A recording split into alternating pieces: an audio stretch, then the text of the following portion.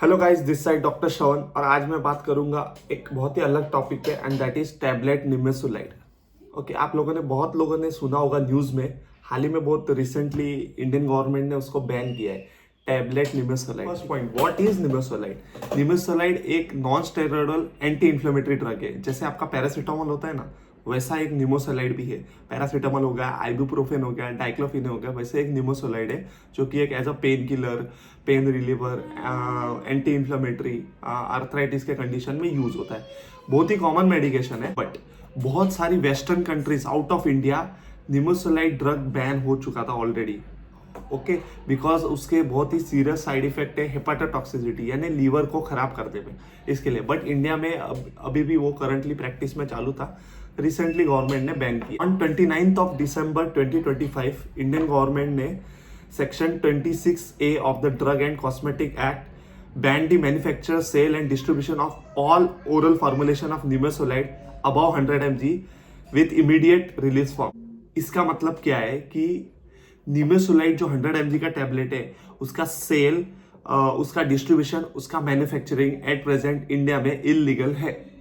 आप लोग सोच रहे होंगे कि निमेसुलाइड अभी क्यों बैन किया? So the real problem is liver failure, liver toxicity, hepatotoxicity, liver को खराब कर देता है। ओके, इतना सीरियस साइड इफेक्ट है। जितने भी इंडिया में जनरल प्रैक्टिशनर है, GP, basically quacks, they don't have that certified degree registration and they practice in rural area of the India. What they do is, जब उनके पास कोई पेशेंट आता है पेन फीवर का, they prescribe this ibuprofen, paracetamol, work नहीं करता है, they switch to nimesulide without any thinking, without any mechanism और without using their brain. This is like just simply इससे काम नहीं चला ये दे दो, इससे काम नहीं चला ये दे दो।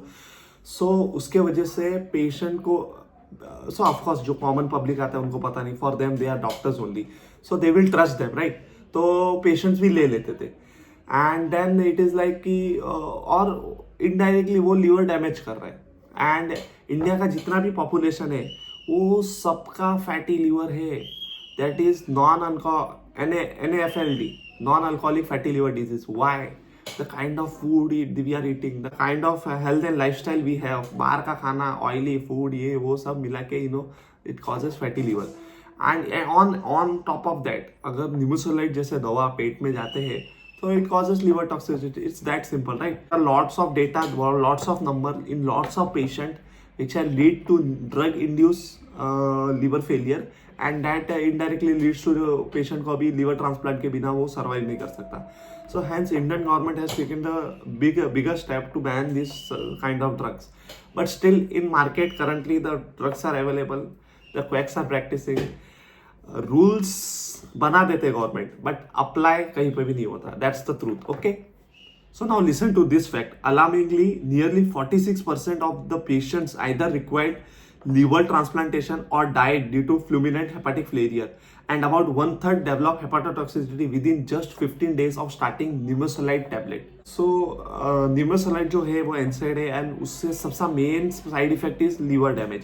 बट उसके अलावा भी दूसरे साइड इफेक्ट होते हैं, nausea, vomiting, GI symptom, loss of appetite, yellow skin, bilirubin थोड़ा रेज हो जाता है, येलो कलर का स्क्लेरा हो जाएगा, jaundice. Rare cases it can lead to hypersensitivity, urticaria, rashes, skin reactions. All these are the common side effect of this kind of drugs. Now the real point. What's the real problem? The real problem is misuse in India by quack practitioner, self medication और छोटे बच्चों में. अगर आप आज pharmacy पे जाओ और बोलो मुझे एक निमेसुलाइड और पैरासीटामोल का कॉम्बिनेशन वाली टैबलेट दे, वो फार्मेसिस्ट दे देगा. उसको अक्ल ही नहीं है या फिर उसको पता ही नहीं है कि कौन सी दवा देनी है कि नहीं देनी. He is not that qualified. India में इजीली मिल जाती है ऐसी प्रकार की दवा. सो ओवरऑल डॉक्टर कंट्रीब्यूट करता है, पेशेंट खुद से सेल्फ मेडिकेट कर लेता है, फार्मेसी में इजीली अवेलेबल है, छोटे बच्चों को इजीली कोई भी दे रहा है. इंडियन गवर्नमेंट ने ऑलरेडी 12 साल से छोटे बच्चों को ऑलरेडी बैन बोला हुआ है, but still the drugs is prescribing just कि उसके फीवर नहीं जा रहा है, निमेसुलाइड दे दो, फीवर चला जाएगा. That's the only thing. इसके लिए जस्ट फॉर अवेयरनेस पर्पस कोई भी nimesulide tablet please don't consume. So who is at higher risk? मतलब इसमें सबसे ज्यादा रिस्क किसको है?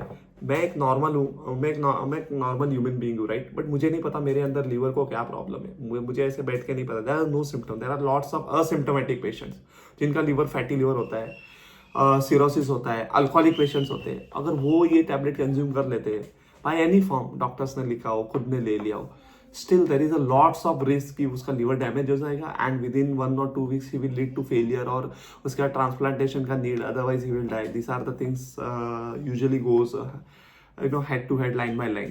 So it is the alarming situation right now, and Indian government has taken a very good step to ban such kind of drug. And as a doctor I will also say one thing कि आप लोग as a common public try to avoid self medicate, या फिर किसी quack के पास जो कि qualified नहीं है उससे दवा लेने को।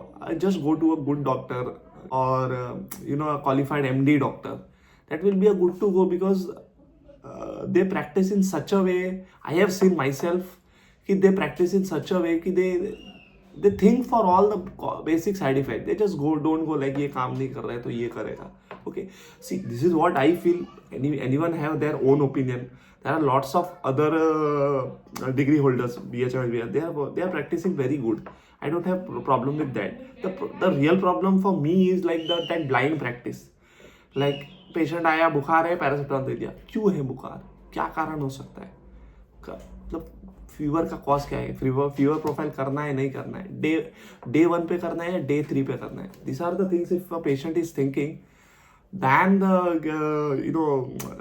these are the things if a doctor is thinking, then that is like okay, he's doing well. Otherwise आंख बंद करके दवा दे रहा है तो कोई भी दे सकता है। ओके, एज अ डॉक्टर ना I have been practicing since 3 years right now, and in my entire journey of this practice I have never prescribed nimesulide, seriously, and that's the fact. If I have any requirement of like a fever, pain, arthritis, etc., my first choice is paracetamol, and second choice, if still not covering, then I go with Cobiflam, that is paracetamol and ibuprofen. Usually people get work by that. And if there is severe pain, then we go for a diclofenac injection and diclofenac aceclofenac combination. I never went to nimesulide. I don't know the kind of practice I have inbuilt from my seniors in such a way, or I wasn't influenced by an MR. That's the only maybe the 2 reasons, possible reasons, that I have never prescribed nimesulide in my entire career, and I won't prescribe also. I usually go with safer alternatives, and there are lots of safer alternatives available in the market. But most of the doctors are not choosing that. Their whole decision is influenced by this kind of MRs and all. This video is just for awareness purpose for all the population of India, and whom I really care कि सबका health अच्छा रहे. No one should be at risk जिसको पता नहीं है.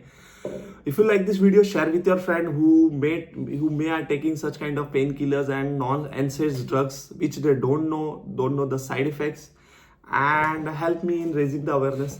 In future मैं और भी ऐसे इस टाइप के वीडियोस बनाऊंगा. Bye bye, take care, see you in the next video.